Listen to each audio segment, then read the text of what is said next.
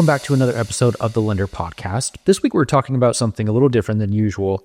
I spent the last week in Tampa, and it was at they call it the Hard Money Mastermind Inner Circle, which is just a group that is been put on by the Hard Money Bakers guys, Chris and Jason, if you're familiar with them. They've got a great podcast on hard money lending. And what they do is every 6 months they have this group, this Inner Circle Mastermind, and you fly out to wherever they're hosting it.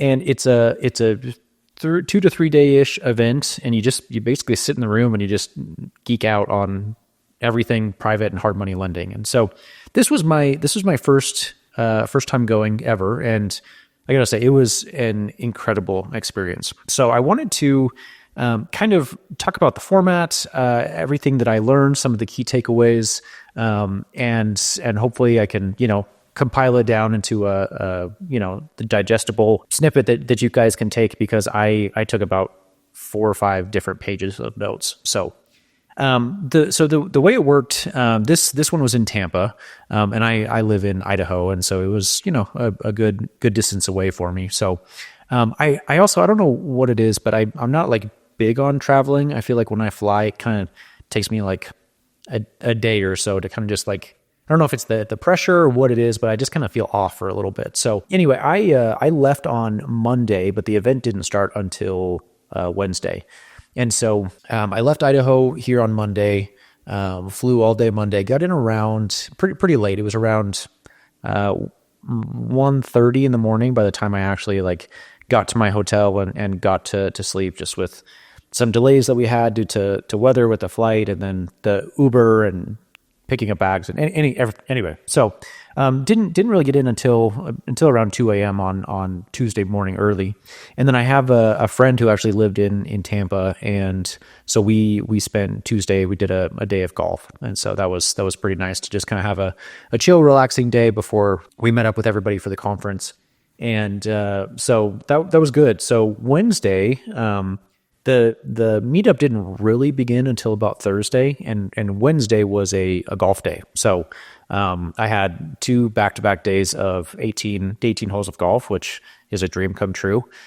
So Wednesday we met around 10 a.m. Down in the lobby. And it was really great because I got to meet a couple of guys that are interested in golfing and obviously are private lenders. So we drove to, I'm pretty sure it was called Bel Air Country Club in Tampa. And my goodness, this is probably the nicest golf course I think I've ever played. It was insane, just pristine views, like you're right on the water. The greens were just insane. I honestly don't even want to know what the green fee cost, because I'm sure it was a pretty penny. And that was great. I got to network with a bunch of different people. Chris Casella from Sharper Capital. Obviously, I got to meet Chris and Jason for the first time, so that was really great. Also, some other guys, Joe Lieberman. He's probably lesser known, but still really great guy, awesome lender. Danny Pelosio, he's a lender out of Florida, right there, local in Tampa. Just amazing guys, so fun. Anyway, so we broke into, there were 8 of us playing golf. We broke into 2 separate groups of 4. And I think we started, our tee time was around noon, and then we got done probably around 5 or so. But it was, holy hell, was it hot. I mean, quite literally on about hole number 7, I was ready to call it quits, because it was so hot and so humid. And I left Idaho and it was snowing, and then I get to Florida, and even, wearing basically nothing, I was just drenched. So, we got some food at the turn, and then we were able to finish the 18 holes, but I was second guessing my life choices there for, for a little bit. So after golf, we had a meet and greet. There was just a rooftop bar that we went to at the hotel. It was great. I just got to kind of talk shop and chat with everyone that was there for the conference. Great food, and it was awesome. It's just a chill format. Just kick back and meet people and greet people and talk shop and see what they're doing and seeing how they're organizing things and structuring their business. The next morning was when, that Thursday morning was when it really the conference took off. And the format was really interesting, and I really liked it. So it was just a big conference room. Everybody showed up. There's all these tables lined up. Some people had partners. I don't have a partner, so I just it was just me, myself, and I. But the format was really, really neat because it was brag, share, ask, or maybe it's brag, ask, share. I don't know. I can't remember the order, but basically everybody prepared a 30-minute presentation just talking about their business, how they do things, and each presentation had one of those three components: the brag, share, ask. So bragging was basically saying like, what have you done both prior to being a hard money lender? What you've probably had some sort of success in a different aspect of your professional life, and so share that, or maybe even just like share what's going on really well in your business. Share was just like some piece or tidbit of information that could be beneficial to the group.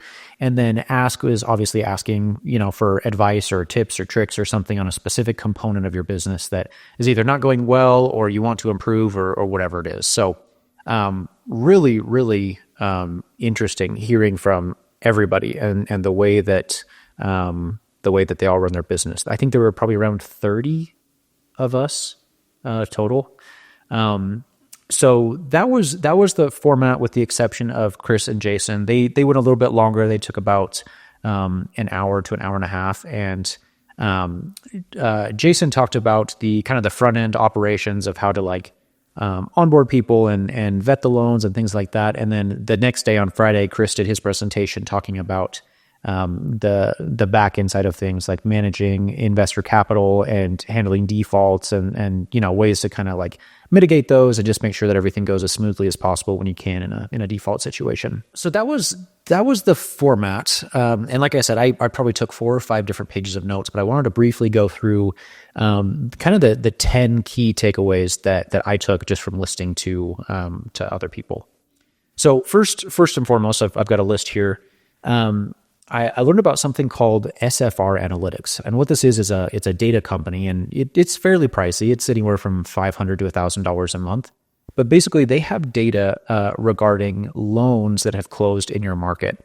You can get a list of all the borrowers, all the property addresses, and see who they're using, whether it's a big institutional lender like Kiavi or somebody like this, or just like a local company.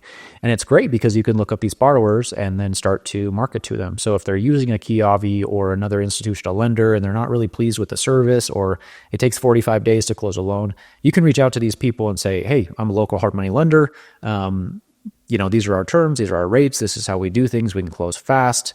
And it's just a little bit more personalized. And a lot of us, myself included, kind of have that small pipeline syndrome where, we have just a couple leads that trickle in. And so unfortunately you don't have, when you've only got 5 deals coming in, you've only got 5 deals to pick from. Whereas if you've got 10, 15, 100, you can cherry pick the best deals out of that. So that's something that I'm going to definitely focus on, is increasing that pipeline and that lead flow. And I've thought about reaching out to these SFR Analytics guys just to make sure that, hey, maybe, this might be another way to find some more borrowers. Another takeaway, so number 2 that I learned was from Angela from Rehab Wallet. These guys are monsters in the space. I think they've got a $100 million fund, and it's just crazy. And a quick, easy little tidbit that I picked up was they mentioned they have a lady that manages all of their compliance. Part of her job is to manage draw requests and things like that. And so what they do is every 45 days, if a borrower has not taken a draw request, then they get a phone call. And this is really good because it's just a quick check-in, like, hey, you should be taking draws and you should be requesting these funds. Basically just means the project more than likely is not progressing. So this is just a kind of a preliminary step to stay on top of things and make sure that the project is progressing as expected. And it's just a good, easy tip to check in with the borrower and see how things are going. So I really liked that. Another thing I'm going to do is actually, along with that, I'm going to build that into our software automations through Lender, which you're familiar with. Hey, really quick, I need to interrupt the episode to talk about this week's sponsor, which of course is Lender. Lender is a hard and private money origination and servicing tool. So if you're currently using something like Excel to handle all of your business needs, it's about time that you upgrade to something a little bit more sophisticated like Lender. Lender helps you handle all of just the nitpicky, nuanced, tedious things that we have to do as lenders, like dealing with loan doc generation and preparation, or dealing with document storage, or collecting files from all of the borrowers and LLC docs, collecting monthly payments, and then at the end of the year having to deal with tax statements and generating 1099s and 1098s. It really is just a one-stop shop from start to finish. It helps you all the way from origination through servicing to payoff. It automatically generates payoff statements for you. You don't have to miss any extension fees or deal with prorated interest. It just, the whole system handles it for you. So if you're currently using something like Excel, I highly recommend that you upgrade to something a little bit more sophisticated just to keep your borrowers all organized, just to keep your investors in the loop, and I highly recommend it. You can check that out by going to joinlender, lendr.com, joinlender.com, and check it out. And I know it's going to transform your business just like it has mine. Now, back to the episode. And so I'm going to build in some automation so that I get alerts if we don't have any draw requests within that 45-day timeline. So I just know, hey, I need to give the borrower a phone call. So really liked that. Number 3, I learned I was talking with a guy. His name is Harris, and he's the attorney that the hard money bankers, Jason and Chris, use, based out of Pennsylvania. And he does all of their loan documents and things like that, but he also does their title review and everything like that. And I was chatting with him over dinner one night, and he mentioned one thing that a lot of people don't do around title commitments is they don't really review them. And that's, one pro for using an attorney, obviously, is you can have someone who kind of knows what they're looking for and looking at to review your title commitments. One thing that he said is oftentimes title companies, obviously they're basically they are an insurance company. And so their job is to mitigate risk as much as possible. And obviously they're looking at their own company as a whole, and they want to mitigate, the amount of payouts that they have to pay out. And so what Harris was telling me was title companies will often add a clause in their title commitments saying that if something happens in between the time that a title search and a title search has been completed and a deed of trust has been recorded at the title company, or a mortgage if you're in a mortgage state, that grace period between those two time periods, they don't necessarily insure that. And this is something that on the title commitment, you can actually have them remove if it shows up there. But most people just let it go because they don't really know what they're looking for. And so he said they had a situation once where a title search was done and they were about to close on this loan. But in between that time, somebody had actually slipped in and filed another deed of trust at the county for that property, meaning that when they filed their deed of trust, they were actually in second lien position. And if they hadn't had that clause removed from the title commitment, they would be liable for that. But instead, they could open up a claim through title and be like, no, we had this insured and this is what it was supposed to cover. So really good trick there that I had never even heard of. So I'm going to begin doing that in my own title. When I'm reading through the title commitment, just make sure that everything is hunky-dory, everything looks good like it's supposed to. Number 4 that I learned, this was when Chris was talking about defaults on day number 2. He was saying that typically what they have seen just over, quite literally thousands of loans that they've done, if a borrower has a low credit score and a large construction component, that is a very high likelihood for a default. And basically what he was saying was, more than likely, if you have a borrower who has low credit score, they typically don't know how to handle their own household finances. And so combine that with a large construction rehab, like $100,000 or $150,000 plus, that's a big lift. And so if you can't really handle your personal finances, what makes you think you're going to be able to handle a large construction project like that? We have done, I think our probably largest renovation ever was 175, or probably actually a little bit higher, but it was like 185,000. And that was a very large rehab project. It was the largest rehab project that we'd ever done. And it had, quite literally, we were rebuilding the entire house from the inside out. And so if you don't have that experience, that's kind of a red flag. I would probably not take on a project like that after listening to Chris, because it's a really good point, and I had just never thought of something like that. So really good to think about. Number 5, Chris also mentioned if a borrower is flipping a property that is noticeably nicer than their primary residence, even if they say they're not going to, chances are they're planning on moving into that property. And that's a big red flag because you cannot, as a private lender, you cannot issue a loan on a primary residence. That goes against some different like primary residence housing acts and different things like that you really just don't want to get into. So in that case, you really want to make sure that you have an agreement in there that says like, look, this is an investment purpose loan. This is not a primary residence. And you have to like have them sign an affidavit that says what the proceeds from the funds are going to be, what the property is going to be used for, their exit strategy, things like that. But he's just found that people will often say, no, this is an investment property. But if it's significantly nicer, chances are they're planning on moving into it. So I thought that was really, really interesting. Chris said another thing that he, number 6, that he's seen was oftentimes it's a red flag if you look at somebody's LLC and it was formed within like the last week. And obviously that's kind of a no brainer, but just really interesting to think about because I had never really thought of that, like I was like, okay, cool. Like they're just getting into the business or whatever. But that's kind of a red flag, something you might want to dive into a little bit more if you've seen that, it's only a couple days old or 2 weeks old or whatever it is. So very, very interesting. Number 7, also from Chris, I learned a ton from Chris. He said, cash out refis have a higher likelihood of default simply because there's not a super clear exit strategy. And I was like, ooh, that's really interesting. So we have done cash out refis for loans in the past.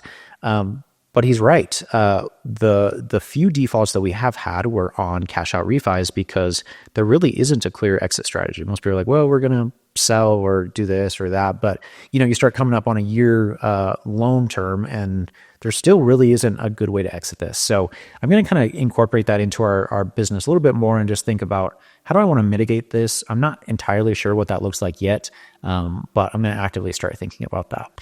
Number 8, somebody, I can't remember who this was from, but I really liked this quote. It said, pigs get fat, hogs get slaughtered. And I was like, ooh, I really like that. Basically what that quote meant was just like, don't be greedy.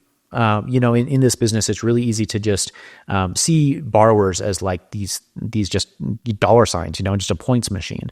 And so people start adding on like all these junk fees and bogus like commitment fees. And, pretty soon you're tacking on a couple $1,000s in fees. And I realize like this is a business. It is a profit center. Of course we need to make money, but also like we need to provide a legitimate service. And when you start getting greedy, that's when you can have issues with, in your business. So I don't feel like we've had a problem with that in our own personal business. Like, we really don't charge many fees. After going to this conference, I'm actually going to start incorporating more fees, just to increase our revenue, but I don't think it's going to be an issue. But people that are charging $2,500 for a commitment fee, which really is just like, what is this for?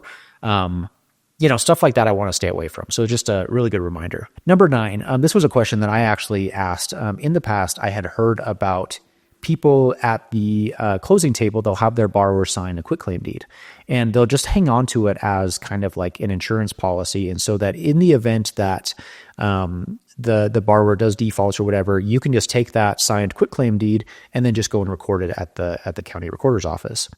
And I had always thought of that as, great, this is a really good security policy that I don't have to go through the foreclosure process. I just take the property back.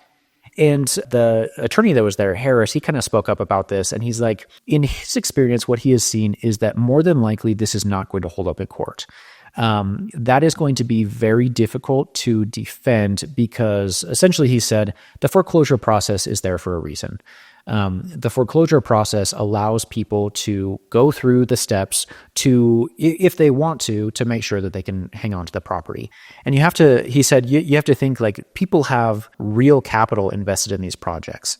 And so you can't just like, oh, nope, like I'm going to file this and take the property back. Like he said, more than likely is just not going to stand up in court. And so I was thinking about incorporating that into our business, but after seeing that, I'm going to decide against that and no longer do that.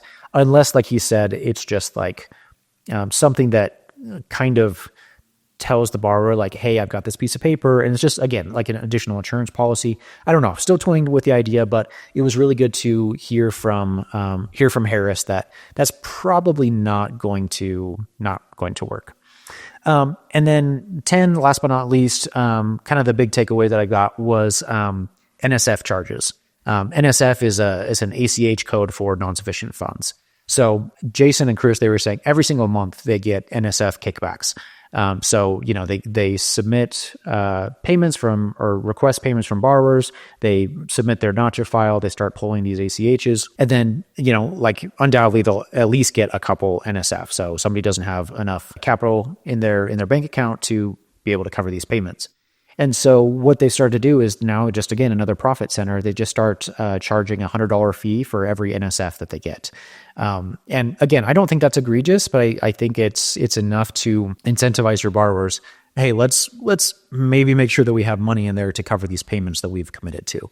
So I don't personally, at least not yet, I don't personally collect monthly payments from borrowers. After going to this conference, that may be something that we change in our business because they talked a lot about net asset values and where we accrue all of our interest until the back end.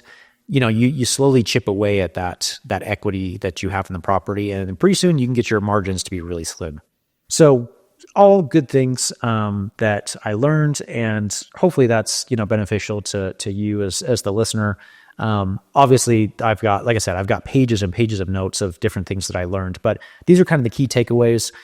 There's another mastermind meeting in May. The location is to be determined, but I can't wait to go back. Again, it was so great meeting with people all across the country that are doing exactly what you're doing. It was so nice because this business, to be honest, is pretty lonely. It's a very niche business, and there's not a lot of people who are doing what we do. And so it was really great to be in a room talking with people who were struggling with the same things that we are, or have struggled with things that we're currently struggling with. And, I was able to ask them questions and hear how they were able to get past that. So, super, super valuable. I had a blast.